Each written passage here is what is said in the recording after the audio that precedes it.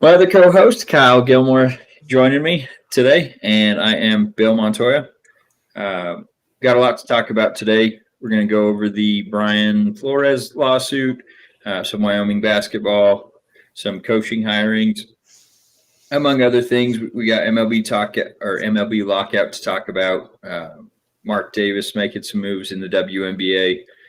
You've got your Pirates thoughts, and then we have a new segment we're excited to bust out, and that's called the five pack. So we'll get into that. Kyle, I know it's been a little bit since we've had you on, so welcome Absolutely. back. Why don't you, Good to be back. Have you been watching any of the Wyoming basketball at all? I've only been able to catch some highlights. Obviously I'm following scores and keeping track of what we're doing, but I don't know. It's pretty exciting. We've had some good teams for sure. Even relatively recently, having a couple good seasons basically. But this is pretty special. I don't know, man. I keep expecting it to fall off, and they just keep going and going and going. Yeah, and honestly, the entire Mountain West, other than a couple teams, is looking pretty strong this year. So, I actually got to watch the Colorado State game and the Boise State game this last week, and man, they have some great players on that team. And it's not just coming from one source. I mean, they have the point guard, and for some reason, his name's escaping me at the moment. He looks like a potential NBA player, and then they have a power forward that's also eating up the lanes there. So yeah, we have a very good unit. Yeah, and Jeff Linder, he was a slam dunk hire from Northern Colorado. So he's looking to turn this program around real quick, and the only downside to that is he probably won't be around too long if he keeps getting results like this. That's the only thing that scares me. Yeah. And I hate that, but it's that's still the nature of the beast for sure. And yeah, he's led them to an 18-3 overall record so far, and they're 7-1 in the conference. They just beat Boise State. So the conference part of it is what matters. I mean, obviously having a good record is, amazing, but we always want to play a good conference. And you can't ask for much better than that. For sure. And that's the exciting thing is obviously the program hasn't been great, hasn't been ranked this high since I think 2015. So seeing them being at where they're at this early in the season, and obviously we got March coming up soon enough, but if things continue to progress this way, they should be in the dance later in March. So which would be glorious. Yes, first time in quite a while. So yeah. But obviously that's we're leading off with that because we are the Square State Sandlot podcast. Yes. But there are some much bigger news headlines that we'd like to get to, and I'm sure you have plenty to talk about with the Brian Flores lawsuit, class action lawsuit that's been opened against the NFL for various things. The highlights, obviously, discrimination, but there's plenty to break down in that. He alleged that Stephen Ross, the owner of the Miami Dolphins, offered him $100,000 per loss when they were trying to tank to get Joe Burrow. And then there was other accusations in there, like John Elway, right before they hired Vic Fangio as head coach. He interviewed with them, and he said that they showed up an hour late to the interview. Obviously, Elway and the other top brass for the Broncos organization. And they said that he smelled of alcohol among the others, and they all looked disheveled. So obviously not great to show up in that form to an interview. And if I had been in that same interview, I don't feel like I would be too happy about that situation. So, no. And then there was the other Bill Belichick text. Congratulating him. I think it was 3 days before he had even interviewed for the job, congratulating him. And when he said, Coach, are you talking to me? I haven't even interviewed yet. And Coach Belichick basically said, no, sorry, I was saying it to Brian Dabble that ended up getting the job in New York. So obviously these are some pretty damning allegations, and let me just have you put your 2 cents in, and then I'll go from there. I mean, for me, this all goes back to when we first heard about his firing to start with. Yeah. We both had issues with it. We didn't feel like it fit the situation. He had 2 winning seasons, and I think he overperformed with I don't want to say lackluster team. They have some talent, but he got way more out of that team than I think anybody, including themselves, expected. Yeah. So to start off with that, I feel like this was just a snowball, and I mean, just rolling downhill, getting bigger and bigger, it seemed like. But it all started off with, why would you fire him? Yeah. So, I mean, this is just one of those things that I think it's been a long time coming, whether people want to admit it or not. Race is relevant in a lot of things, including this. It took a long time for, any minority coaches to even be considered. Thankfully, we broke through that. But to say that there's not still something there, I mean, we're human. I do think that it still exists for a character like Hugh Jackson, who I have a ton of respect for him to come and jump in, or I guess it sounds like he's going to jump in, but I think this is going to pick up steam. I think it's going to get a lot worse before it gets any better. And any one of these things happening, except for maybe the Stephen Ross thing. I've never liked Stephen Ross. I've always thought he was a snake. But to come in, and these guys are competitors. For you to say that to a coach is, I don't know that there's a bigger insult. Yeah. Period. But all these things combined, I don't blame him. I mean, how much more can you take? If all this stuff, and I mean, obviously it's allegations. None of this is, 100% confirmed. They're going to investigate it.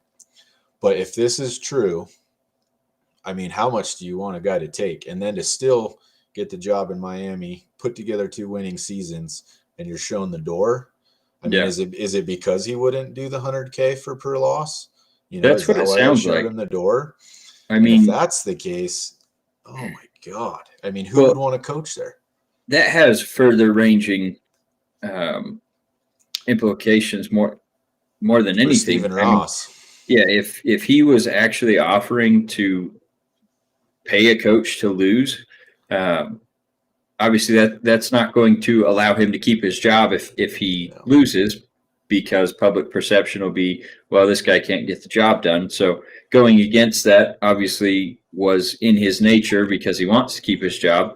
But then when he wouldn't go about this plan, now he's labeled as not easy to work with and all that stuff. So, and that obviously leaked out to the media after he got fired as, oh, well, why did they fire him? Well, everyone we heard said he was difficult to work with.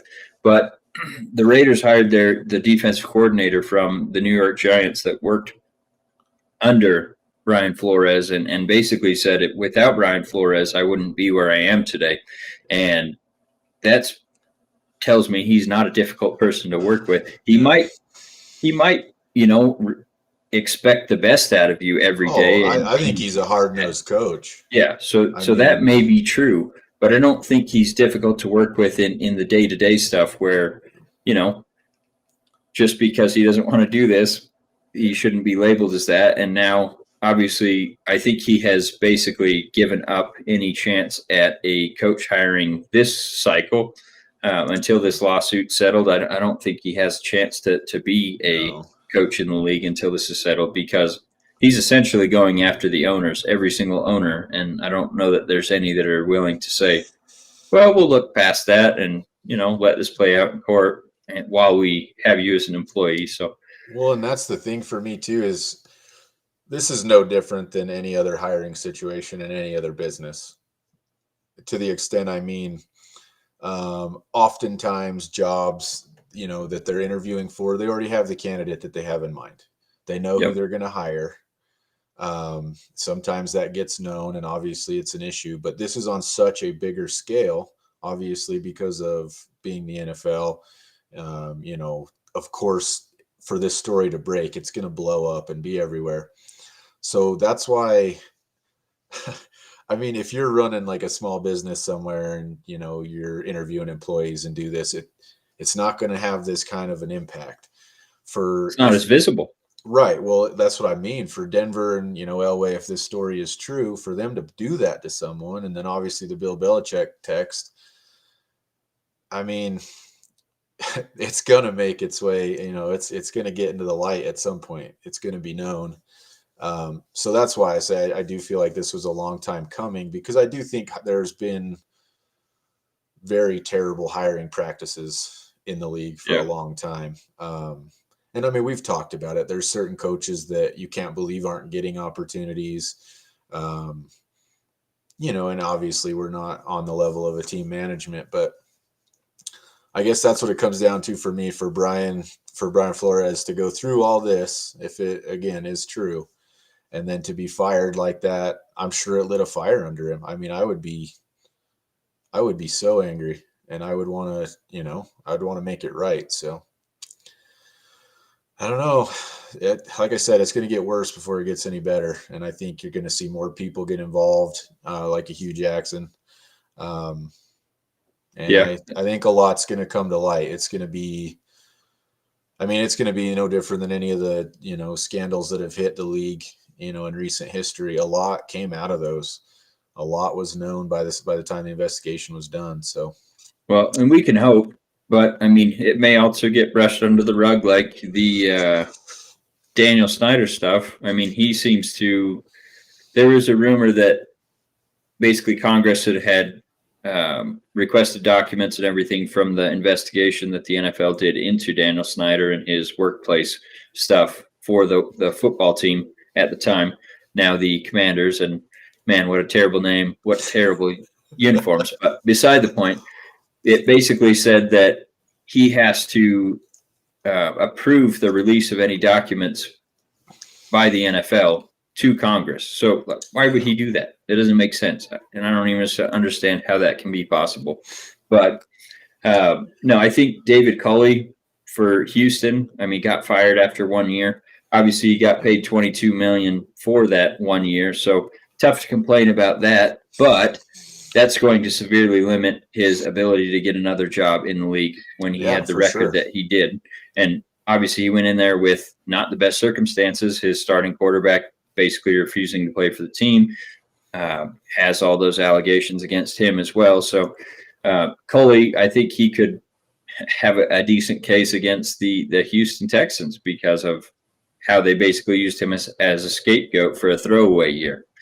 And that's essentially what it sounded like they were going to do in Miami to Brian Flores if he would have taken that money. You know, you're the scapegoat. We're going to lose some games, get a better pick, and then you won't be here to capitalize on that pick. We'll compensate you. Yeah, we'll compensate you for ruining your career.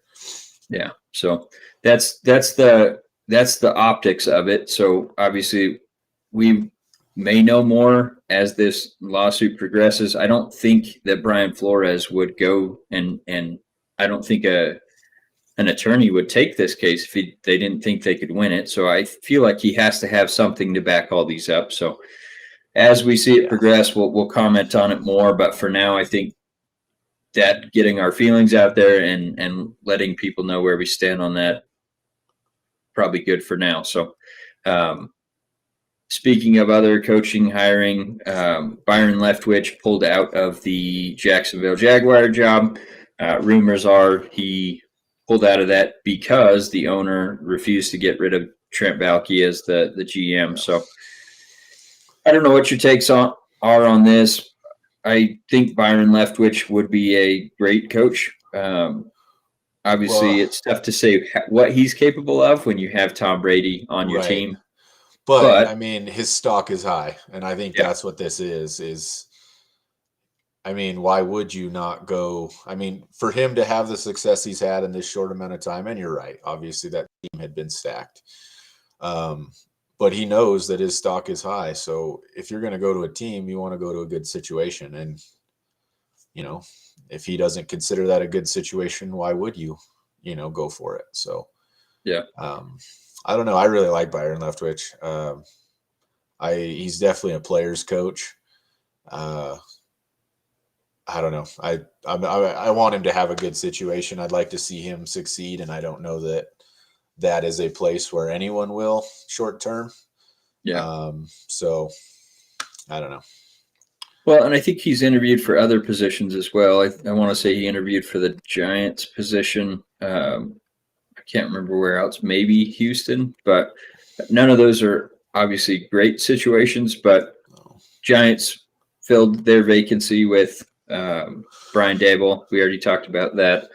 And then Doug Peterson took the Jacksonville job shortly after Byron Leftwich pulled his name out. It was rumored that Bisaccia and Peterson were the finalists for that job. So obviously, personally, I'm not thrilled with them hiring Peterson, although I can see the appeal there where he has the Super Bowl Lombardi trophy and the ring on his finger. So there's the appeal there. Yeah. I feel like Bisaccia would have been a slam dunk, though, because he has that players coach. Well, all the guys love him. That's the thing, too, is for a team like Jacksonville, that's the kind of coach they need. It doesn't Especially matter if you've won a Super Bowl somewhere. It doesn't, not with this team. After the disaster of the Urban Meyer situation, it would have made sense to go with the opposite. No, it didn't end well from what I hear. But it just sucks because that's really what they've been in some games. Jacksonville put in some they pulled off some amazing things throughout the season. Was it a full season? No. But for them to have a coach like that, I don't know. I think that would have been a game changer. I'm personally thinking this was a mistake on their part, but I mean, I'm also not a GM or an owner, so. Well, yeah, and only time will tell.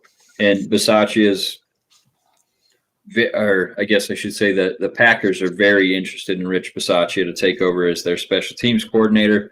Obviously, you saw the disaster that the Green Bay special teams unit was. Basically being the sole reason they didn't advance in the playoffs. So I think he could turn that around quickly. And obviously that for him to take that job, he probably is going to have to be offered quite a bit of money. And I think Green Bay, after the results they had last year, would probably be willing to pay almost any price to have a top tier special teams coordinator like Bisaccia. So hopefully he lands on his feet. I'm bummed that the Raiders couldn't retain him, but I also understand like he probably wouldn't want to be on the staff that essentially replaced him. So no hard feelings there. I hope for the best for him. And if that's being in Green Bay and helping that team, then that's where it's got to be. I'd just be happy for him to capitalize on what he did as an interim head coach, and hopefully he gets consideration for future openings elsewhere. Trying to think if there was anything else. Oh, I guess I should say the Raiders hired Patrick Graham as their defensive coordinator from the Giants. The Giants had definitely hoped to keep him. They allowed an opportunity for him to interview with Pittsburgh, and when Pittsburgh didn't select him, I think the Giants were just hoping that he could stick around, and then Raiders swooped in after they hired McDaniels and stole him from them. So he sounds like an absolute stud of a defensive coordinator. From what I've been reading about him on social media and The Athletic and other outlets, they say it's a slam dunk. I think a couple people that I trust had basically said he was the number 2 defensive coordinator that was available behind Vic Fangio. So I heard an interview of him, and he basically said, I'm not going to get stuck on 4-3, 3-4. Everything I do is multiple. I like to have answers per drive, not wait till the end of the game and adjust there, which I think we saw with Gus Bradley when the Chiefs were absolutely shredding them, and he just stayed out there in the cover 3 and made no adjustments. That was just mind-boggling. So to just hear that and say, I'll adapt my scheme to the players we have on the roster, that was just, it lit my eyes up like I couldn't believe. Yeah, I could not believe I heard that from a defensive coordinator. Usually it's, oh, well, we got to get the personnel in here before I can do what I need to do as an excuse. This guy just straight up said, I don't care. I'll play 5-2. I'll play 3-3-5. I'll play 4-3. I'll play 3-4. I don't care. You give That's me a part of the game. That's a part of the game I've never understood, because I know you and both of our whole lives, that's what coordinators have said, especially coordinators. It's Yep. always been a personnel thing versus scheme. And I've always thought that was so weird. They've all studied the game. It's not like he only knows a 3-4, not a 4-3, or a Tampa cover 2 defense. They all know all of these schemes. Like, it's not. I've always thought that was so weird that they have to run what they run. I don't know. I love hearing that out of coaches, because it's how it should be. Even halftime is too late for adjustments a lot of times. Yeah. And that's typically when they were waiting to make those. And that's when Paul Gunther came in back in 2018 with Gruden as the head coach. That was the first thing he said is we got to start to get some of my guys in here so we can make the scheme work, instead of I see what I have, I'm going to adjust my scheme to fit them. And obviously he was terrible as the defensive coordinator. So just hearing Graham say stuff like that, I was just smiling from ear to ear. So, well, I mean, any it's other? Literally put. Oh, I was just gonna say that to your point, it's literally putting a round peg in a square hole, and that's that approach, and it's rarely worked. For sure. I know you guys have some GM interviews ongoing. Have you made a hire yet, or no? No, we still need a defensive coordinator and a GM. So I don't know. We'll see what happens. Oh, Wink's still out there. It's true. But I mean, even then, Kevin's going to be around for the draft still. He'll stay on until after the draft. So see if he can gift you Lamar Jackson. What was that guy's name? Malik. No. The GM that was with Baltimore forever that drafted Lamar as his final pick. What was his name? He was amazing. He was played a stud for the Browns. Yeah. I'll look it up real quick. Oh, I'm embarrassed. I love that guy.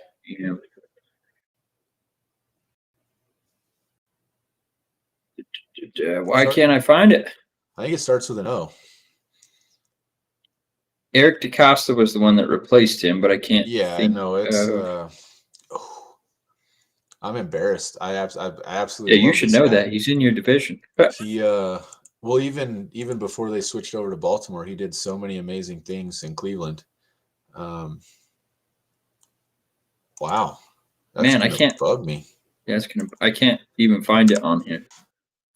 This guy, Ozzie Newsome. There we go. Ozzie, God, I knew it was an O. But yeah, if he could pull an Ozzie and get you a quarterback of the future in this draft, that would be pretty sweet. Well, and that's what we're hoping for. I've seen you guys rumored on Kenny Pickett, but you guys pick what, 22, 20? Yeah, it keeps and it's because Kenny Pickett keeps making the comment he'd love to stay in Pittsburgh, which I get. I mean, almost every hometown kid or college kid does that, but I just don't see. There's no way. The amount of picks you'd have to move up. Right. Yeah. I don't think it's worth it. And so I'd love to see you guys get Malik, but I don't know if he'll even be around when you pick. And I'm not fully sold on him. No, he's going to be a project for sure. I haven't seen enough of him. I don't think anyone has. But I mean, obviously the ceiling's there. Game today, he looked like a damn stud, but yeah, I think he's got the potential. I'm nervous. I'm so leery of rookie quarterbacks. Well, I mean, probably better than rolling forward with one of them than what you got on the roster right now. What are you trying to say? In the 5-pack, we're going to discuss that a little more. So we'll move on from that unless you have anything else. No, that's all I got. Okay. All right. Well, there's also a little game called the Super Bowl going on this upcoming weekend. So obviously we have the Bengals and Rams.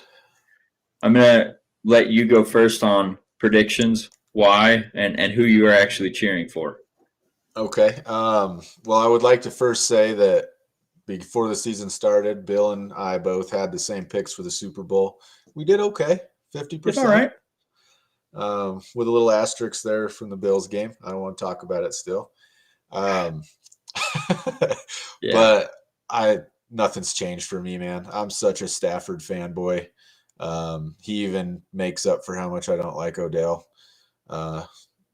Beckham Jr. But there's just a lot of guys on that team that they're blue collar. They put in the work. And I'm just so excited for the Rams. Speaking of coaches, players, coaches, I don't know. It's way too good of a story to not end that way for them, at least for me. Yeah. And Stafford deserves it. He's a stud, and he put up with a lot of losing when he was, top tier quarterback. So, well, and I think I'm he really almost happy. has to. I think he almost has to win this game to solidify that the Rams were the winner of the trade. Oh, absolutely. It's totally dependent on it. Because Goff got them to a Super Bowl as bad as he was. So in order to make it a slam dunk, then Stafford's got to win it. So, and you're not wrong, but I have seen that comparison a lot this week. Yeah, but those are two very different teams. Oh, for sure. And obviously, well, I don't know. Goff put up some pretty crazy numbers in that one game again. Was it the Chiefs?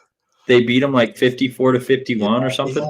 He had some big games, but not a entire season worth like this. He's what, 3-14 without McVay as his head coach. Yeah, it was bad. So not great. So to answer your question, obviously, definitely going Rams. There's some feel good stuff on the other side. I love Logan Wilson. You can't not go for him. But outside of that, I gotta go division for rival. Yeah, it's hard. Tough to cheer for them. To that point, I will say this before we get your pick. I don't care who wins to an extent, because this is the first Super Bowl in a long time where I felt that way. I was going to say, I don't even care who wins. Even with the Bengals being in division, all that does is it's an added compliment to the rest of the division. When your division wins the Super Bowl, I mean, when you had tough games, it's a feather in the hat of the whole division as far as I'm concerned. So I'm glad you can get past that, because it's hard, but it is. If the Broncos, Chiefs, or Chargers were in the Super Bowl, I'd be saying F them all. So it's not the Ravens, which is why I can do that. The Chargers, maybe I could get past it just because they've sucked for so long, but still not. Out of the three, this is the one I can deal with the most. Yeah. Although if the Browns win, I'd probably just have a heart attack and die. So yeah, I think we would all. Let's see what you got. I think I kind of know where you're going with this. Yeah, no, I'm picking the Rams, not because that's who I'm cheering for. Like I said, I really don't care. I would love to see Logan Wilson win. On the other side, I'd love to see Stafford, Eric Weddle, Aaron Donald. Like, there's plenty of great players on the Rams that I have followed just because they're great players. So seeing them win one, I guess I could be happy for them. And then, like I said, Logan Wilson on the other side. I know you don't like Burrow so much, but he's at least fun to follow. So I don't even know that it's that I don't like him. He just rubs me the wrong way. Yeah. He is absolutely Joe Namath all over again. I can't listen to his interviews. Yeah, the one difference is he's a good quarterback. But I did like those comparisons. And, taking a 6 seed all the way to the Super Bowl, that's pretty impressive. So, I really don't have a dog in this race. Like you said, I think the Rams will win by 3. I don't know what the spread is in it. I think last I saw it was 4.5 for the Rams. And I think if it's still that, I would probably take the Bengals and the points. But if it's got slim to 3, then I would take the Rams for sure against the spread. So I think that's all I had on the Super Bowl. We still want to see everyone's picks. Yeah, I want a good game, and we want to see everyone's picks. So I posted something earlier today asking for your predictions. My dad said Bengals, I think 28-27 was his pick. I think I saw that, yeah. So get your picks in. Maybe we'll do a little giveaway or something for the big game. Are you going to be having a little house party or something, or just watching somewhere? I'll probably watch my in-laws for sure. Yeah. I don't know what we're doing yet. Probably not much, but I guess we'll see. I think that's all I had NFL wise until we get to the 5-pack. So, Same. anything else you had? All right, let's move along then. So, MLB lockout has still going on. Latest things or latest updates in that, the Players Union has basically made their final offer, so to speak. MLB said they'd come back with a counter offer and then decided not to counter offer and instead decided to ask for a federal mediator to go through the negotiations. And MLB Players Union has basically said, no, we're not interested in federal involvement. Can't imagine why. Because last time the federal mediator was involved, they put together a little act called I can't remember the exact name of it, but it's basically keep America's pastime alive or something like that. And that was the rule that allowed them to pay minor leaguers basically nothing. So can't imagine why the Players Association doesn't want anything to do with that. Popular. No, and the owners are trying to spin it to the media that, look, they won't even come to the table and talk with this federal mediator. And the players are like, no, you guys locked us out and then waited 6 weeks to make any offer to us. And now you're putting a deadline of spring training up against us. Yeah. We'll see you at the negotiation table. And MLB doesn't want to. They don't want to play ball. So at this point, I think we're probably going to lose all the spring training.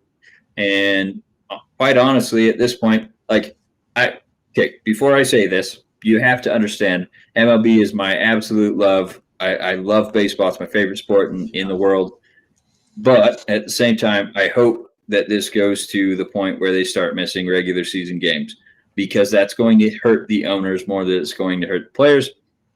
And hell, it might even cause baseball to lose some popularity that it's quite honestly been losing already on its own right. So if this hurts the owners and gets them to see that, the players are the most important part of this equation and start to pay those players. And still to this day, I cannot understand how people take the side of the owners. I really can't. I understand that free agency has kind of hurt the players in terms of, they walk away from a certain team and the mainstay is the team itself. So that's where I guess you could take this side of the owners a little bit. Yeah, but I don't see any little kids wearing an owner's name on the back of their jersey.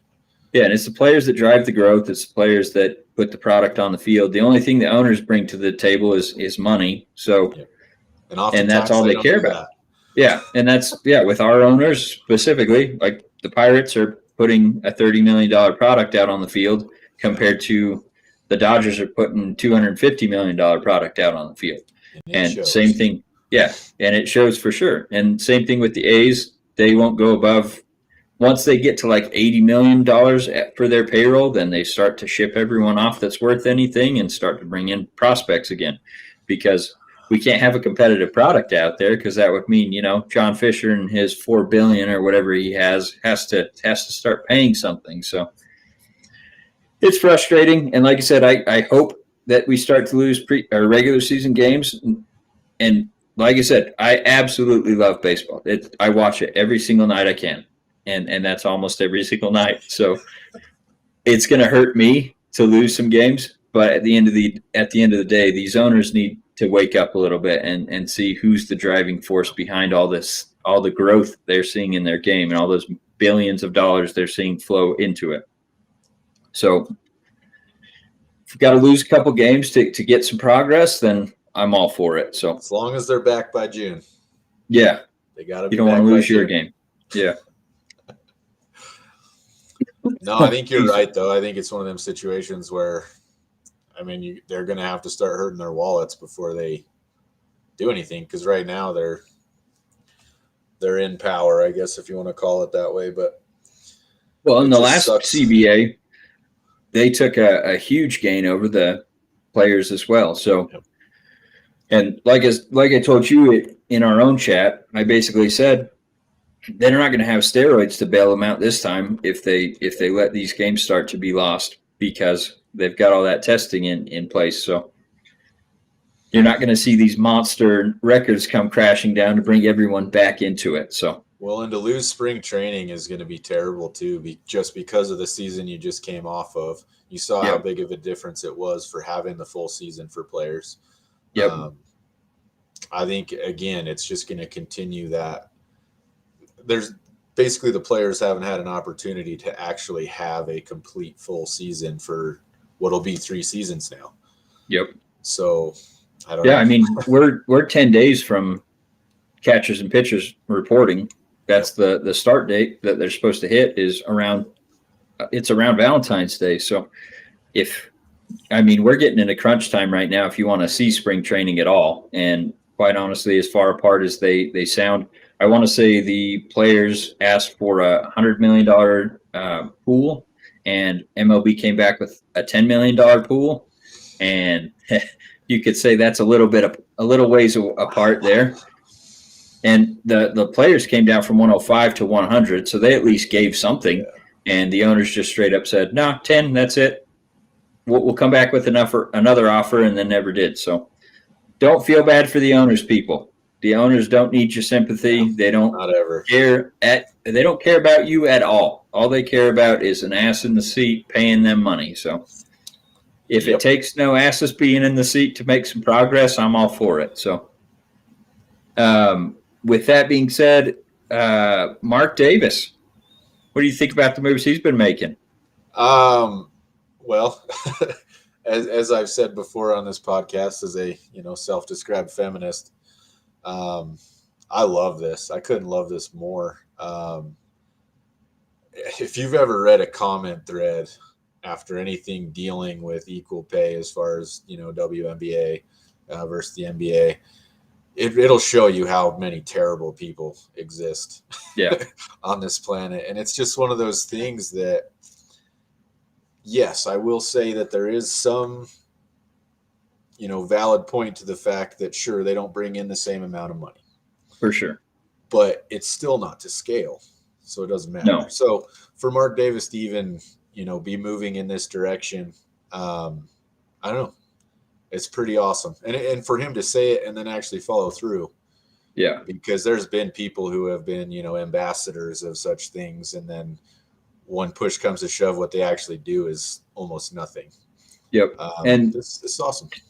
To fill in the blanks here, what he did was he hired Becky Hammon away from the NBA. She was an assistant head coach, I believe, for the San Antonio Spurs. She had some interviews as a head coach in the NBA, but obviously didn't get them. So he hired her away, and she said she didn't need $1 million per year. But he said, "No, I think you're worth it, and I want to pay you that." So he gave her, I think it's a 4-year, $4.4 million deal. So she's making over $1 million a year, which is by and far away. I think the next closest WNBA head coach is making like $300,000 to $400,000 a year. So just absolutely blew that contract out of the water. Didn't have to, but he did it. And then he re-signed Aja, hopefully I'm not ruining her name there, Aja Wilson, to a 2-year deal worth $400,000. So obviously still not anywhere near an NBA player, but when you consider the entire WNBA salary or payroll last year was $10 million for players, and you got one player making $200,000, that's great, especially since she was coming off her rookie deal. And then I can't remember who the player was, but they basically said, "I'm not going to be paying out of my pocket to upgrade from coach flights to charter." And Mark Davis said, "My team won't be taking coach flights any longer. We're going to be taking charter flights." So which is all awesome. of these. Yeah, no, I mean, he's basically giving his WNBA players the same treatment as his NFL players on the Raiders. So that's great to see. And it's going to make a lot of players want to come to the Las Vegas Aces, and it's going to make all the other teams have to start to bring those salaries up and things to compete. So it's a step love in the right to see direction. that. love to see that progress. And I do have to say, I love seeing it as Mark Davis because this is the kind of stuff that his dad did for sure in the early days. I mean, and that's why he was as beloved as he was. It's I was awesome to see him do that. I was so hoping he would hire Brian Flores as the defensive coordinator, just as a middle finger to the NFL, because he's still pissed at the NFL for releasing that Gruden stuff in the middle of the season when they had it before the season even started.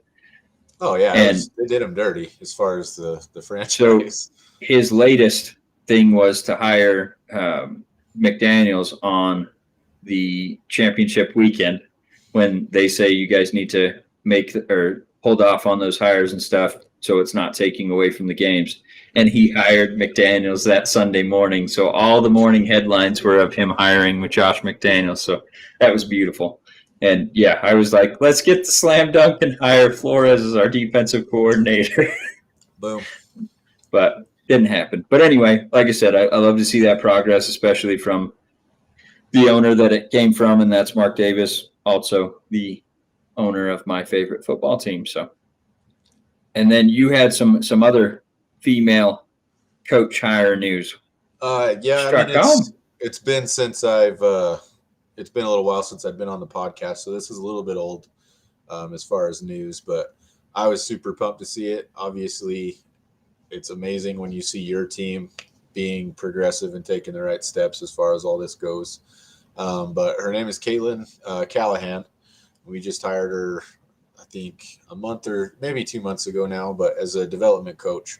But she will be the first female to ever be in uniform for the Pirates organization. So to not just be part of the organization, but actually suit up and be visible, and how big of a deal that is. Yeah. I don't know. I'm very excited for her. There's a really good article about her because she's only 26 years old. She's very young. It's very impressive that she's, risen to this level this quickly. So I don't know. I'm just super happy for her. I wish her the best, and obviously my Pirates the best, but I would love to see more of this happen over, obviously the coming years, but very excited for her. So good job, Caitlin. Yeah. And then you have a note about your Penguins. Oh yeah. Just got to touch on a little bit of hockey. And that I'll definitely be talking more about hockey now that we're going into the second half, basically after the All-Star game or All-Star week. But as far as my Penguins go, yeah, that helps. But my Penguins are third in the Metropolitan Division. It's been a rough year, actually, as far as some of the ups and downs. I mean, we had like a 12-game winning streak. We're in the middle of a 4-game losing streak. But they've been super, super gritty all season long and stayed in some games. Got a lot of overtime losses, unfortunately, but at least they put points up. So we're actually in a better position than we were last year. So I'm hoping that we can piece it together because we actually brought in a lot of new blood and it's showing. So I don't know. I'm excited. I love hockey. Hockey is to me what baseball is to Bill. So yeah. Well, and hockey to me doesn't exist until after football's ended. So I know the Sharks are having I think they're close to 500 last I saw. Much better year than last year, and Definitely. They finally got past the Evander Kane situation. But outside of that, definitely haven't been paying too much attention. So I won't speak on that. And then just I think opening ceremonies for the Olympics was last night. Is that right? Yeah. The only reason I brought this up is, unless you've been living under a rock, between Russia and China and just everything going on, I have never seen an Olympic Games be presented the way these Olympic Games in China are. Again, I don't know if people are listening to news, whatever, but there's literally genocide going on in China. And, their approach to it was having two people carry the Olympic torch, and one of them is from that group of people. So I don't know. Everything is just like a feel-good campaign from their perspective. Yeah, trying to brush everything under the rug. I don't know. I've never maybe some of it's my age. A lot of the Olympics I watched, I was younger. Maybe I didn't, know as much about this kind of stuff, but it's pretty terrible, honestly. Even Nancy Pelosi urged the athletes basically not to discuss politics and stuff while they're there because she's, worried for their safety, that kind of stuff.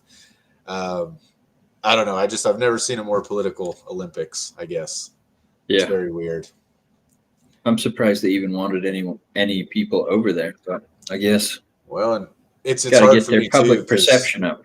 I have a lot less interest in the Olympics, the Winter Olympics this year, mostly because I watch it for the hockey and none of the NHL players are playing. Yeah. So I don't know. I think the hockey games are going to be pretty boring, but time will tell. Those were my only thoughts on it. I just thought it was a weird Olympic setup, but for sure. And then our last segment is our new segment. We're calling it the 5-pack. So what we'll do is it's just going to be quick takes. So we each have 30 seconds on 5 topics. And so it'll be a 5-minute segment. Give your 30-second spiel, and then timer will go off, and then it'll be the next person's turn. So for this first one, you want to go first? Sure. Okay, so I'll start the timer after I read the question here. So we're going to just combine this one into one. So if Stephen Ross is found to have offered money for losing, will he be forced to sell the team? And then same thing with Daniel Snyder. He has some latest allegations on top of all the other workplace stuff was going on. Basically, I think it amounted to he hired some escort, so to speak, and for team events. So if that's found to be true, will he ever be forced to sell the team, or is he Teflon? So your take, go. I'm just gonna say if Roger Goodell has any interest in upholding that crest that has those 3 letters on it, the NFL, you have to enforce something. Stephen Ross is cheapening the game if this is true. You're doing your team wrong. You're doing your coaching staff wrong. You're doing the fans wrong. I can't even say it. TV deals, you name it.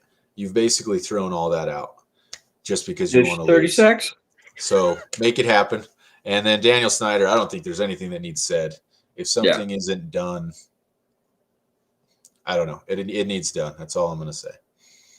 All right. So my take on it is, like you said, everything that the NFL stands for is, quote unquote, the integrity of the game. So if you can't uphold the integrity of the game with Stephen Ross, then I don't know.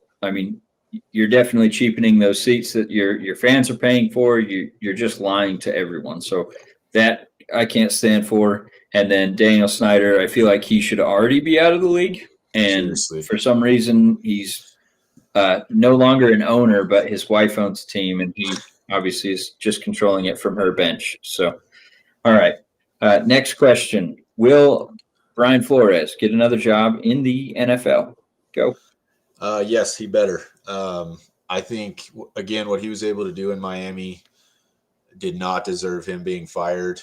Whether it's a head coaching job or a coordinator job, he will and better find work because he's an amazing coach. He's the kind of guy that inspires men. So give that man a job. I don't need 30 seconds. Yeah, well, you're pretty close. But I'm going to go. I think he'll get a college job before he gets an NFL job just because he's in active litigation against the league. But he had a better record in his last 2 seasons than Bill Belichick did. And obviously Bill Belichick has quite the record up to this point. But the fact that Flores got fired after 2 winning seasons is an absolute joke to me. So I think once the litigation's over and hiring practices are looked into, then he'll get another job in the NFL. All right, next. Who will be the Steelers quarterback in 2022? First off, I want to say 30 seconds is not long enough for me on this question. But he's not on the roster right now. I'll tell you that. That's literally the only thing I can say because who knows? They're high on Malik Willis. Maybe they draft him. Maybe we pick up, a Fitzpatrick type. to man the team until we're ready to put him in. But I don't know. It's obviously the biggest question for our upcoming season. So, All right, lay it on me, Bill. What do you got? I'm going to go with a little trade, and I think that trade is going to come from San Francisco. I think Jimmy G is going to be your quarterback for the next little bit. Obviously, I don't think he's a great quarterback, but I think he would be a fantastic bridge quarterback where he's had winning teams in the last few years on teams that probably weren't the best, but I think he could get you guys back to where Ben had you last year, if not better. So, Jimmy G. Interesting. All right. And then over under 9.5 wins for the Raiders with Aaron McDaniels in 2022. Go. I am going to go with over. My only hesitation is McDaniels. But we'll see what happens there. I think the core of your team is solid. I think if you guys are able to make a few, acquisitions, especially when it comes to line and maybe some on the defense, I think you guys are over 9.5. Okay. All right. I'm going to go with over as well. And the reason I say that is because we hired the defensive coordinator that we did. I think he will be a fantastic addition to the team. And I think he's going to be an upgrade over Gus Bradley. The only thing that scares me is the entire defense was brought in by Gus Bradley and over what am I trying to say here? Overachieved what they were expected. So, yeah, you definitely need some players on that side of the ball. Okay, over under 9.5 wins for the Steelers with a quarterback that's not Big Ben. Oh, I am gonna say under. And this isn't. I hate saying it. I would love for somebody to come in and obviously take over and just kill it. But I think it almost needs to happen for people to realize what we had with Big Ben and Tomlin. I think the fan base needs a reality check, and having an actual bad season for the first time in years, I think would do that. But that's all I got. I think we're going to be just under it, just shy. I'm going to go with over. I think, like I said, trade for Jimmy G. He obviously put up, 9 wins with San Francisco, and that was with half the team being hurt on the offensive side of the football.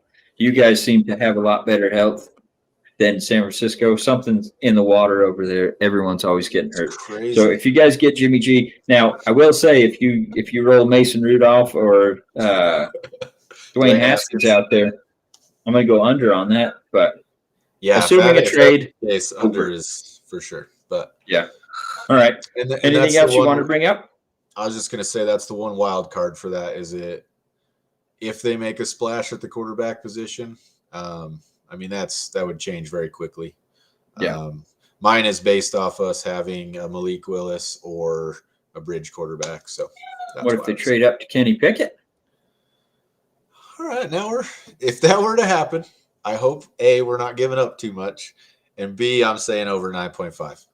I think you'd have to trade up to 3. Only because of that fake slide. That's going to get us at least. Because who goes at 3? I can't remember who, but they need a quarterback. So I think that's where he's going to go. Oh, yeah, he's gone. I mean, he's long gone. But anywho, all right. I think that's all I had. Obviously, we forgot to mention at the top, but subscribe, share, rate, leave any comments, feedback that you can, and we'd always love to hear from you guys. So appreciate the following and all that. So thank you for tuning in, Kyle. Look forward to talking to you after the Pro Bowl, which we didn't even mention. Yeah. Which I'll be watching approximately 3 minutes of that, maybe. We'll break that down a little bit. I got a couple boys suiting up for a little bit too. So yeah. I will see. All right. Thank you guys again for tuning in, and hope you guys enjoy.